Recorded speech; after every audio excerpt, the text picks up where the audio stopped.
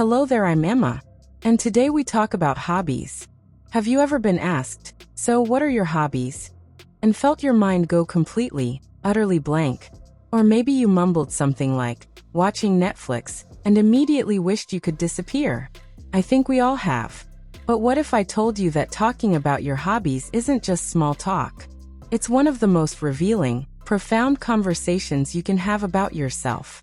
It's a window into your soul, a map of your inner world, and most people just use it to say, I like hiking. Today, let's not just discuss hobbies. Let's discover what they truly mean. First, let's break down that panic. Why does the question, what do you do for fun, sometimes feel like a test we're failing? It's because deep down, we sense that our hobbies are a reflection of who we are. They're not just pastimes, they're passions. Or at least, they should be. The word hobby feels a bit old-fashioned, doesn't it?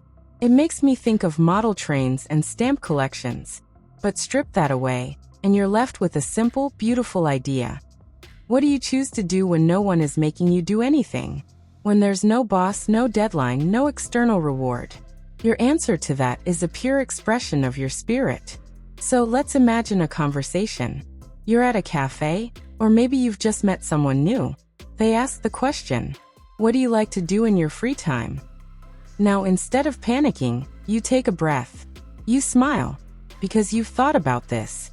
You know it's not about impressing them. It's about sharing a piece of your world.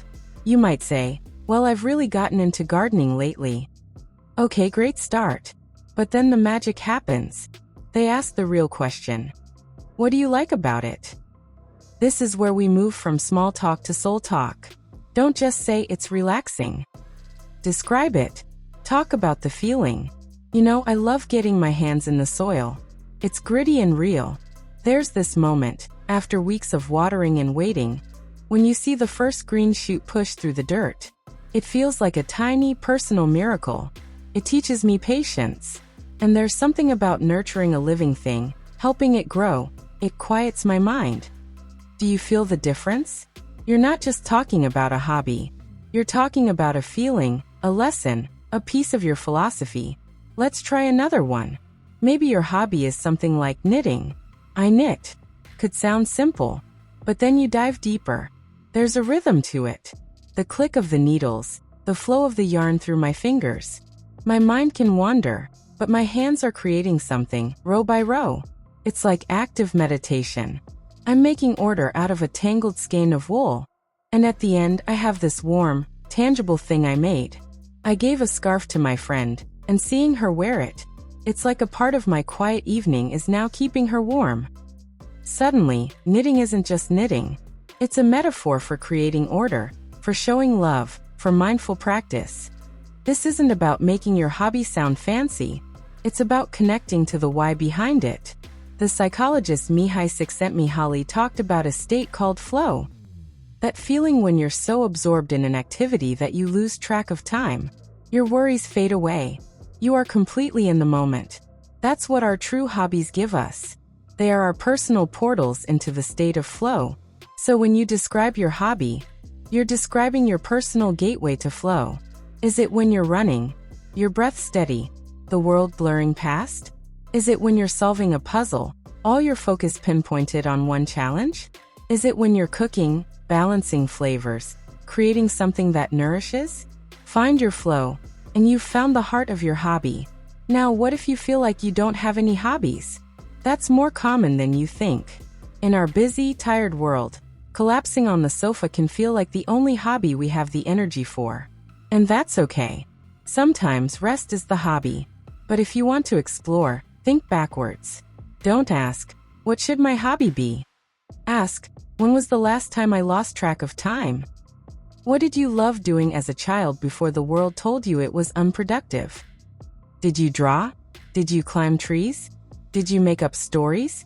Our childhood joys are often clues to our innate passions. And here's a secret. Your hobby doesn't have to be productive. The modern self-help world can be so loud about optimizing every second. Your hobby must make you money or get you fit or build a side hustle. What an exhausting way to live.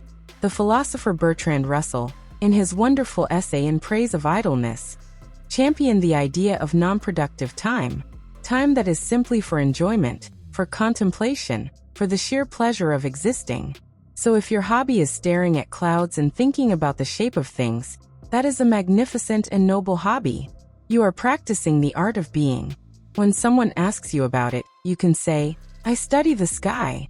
It reminds me how vast and beautiful the world is, and how small my worries are."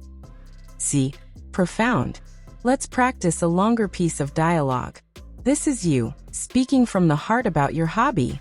Listen to the mix of long, flowing thoughts and short, simple truths. "I've been learning the piano. It's humbling, honestly. I'm an adult, and my fingers feel so clumsy on the keys. I started because I always loved the sound. There's a physics to it, you know? A hammer hits a string, and it vibrates the air in this perfect way. But also, there's an emotion to it. You can play the same notes, but softer, slower, and it becomes a completely different feeling. It's a language without words. Some days I practice for an hour and it's terrible. All wrong notes and frustration. I feel like giving up. But then there's this one moment. My hands relax. I stop thinking so hard. And the music just comes out. It's not perfect, but it's fluid. It's mine. In that moment, I'm not thinking about my to-do list or what I said in a meeting. I am completely there, in the conversation between my hands and the sound. It's a conversation with beauty itself. And it's quiet. And it's just for me. Do you hear it? The journey from frustration to flow. The mix of science and soul. The short sentence. It's a language without words. That has impact.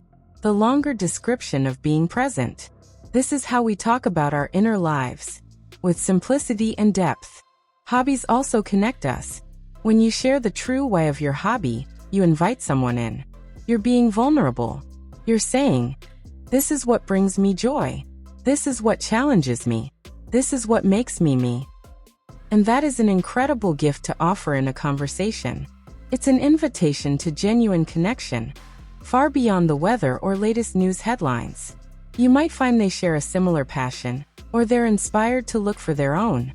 You become a mirror, reflecting the possibility of a richer inner life. So the next time someone asks you about your hobbies, see it not as a question, but as an opportunity. An opportunity to explore and express who you are when you're at your most authentic, your most playful, your most human. Don't just list activities. Tell a tiny story. Share a feeling. Mention the smell of old books if you love reading. Describe the ache in your muscles after a long hike and how it makes you feel alive. Talk about the silly, failed cake that taught you to laugh at yourself. Because in the end, our hobbies are more than what we do. They are how we practice being alive. They are our rebellion against the mundane, our personal ritual of joy, our quiet way of shaping our own souls. They are the brushstrokes with which we paint the portrait of our inner world. So cultivate them. Protect your time for them. And when you speak of them, speak from that quiet, joyful place inside you. Let your voice soften with the memory of flow. Let your eyes light up with the memory of last Saturday's project. You are not just telling someone you bake bread. You are telling them that you know how to create warmth and nourishment, and that you understand the patient alchemy of waiting for something to rise. And if you ever feel that blank panic again, just breathe. Look inward. And ask yourself the simplest, most beautiful question. What makes me feel like me? The answer, spoken with honesty, no matter how simple, will always be amazing. Okbai.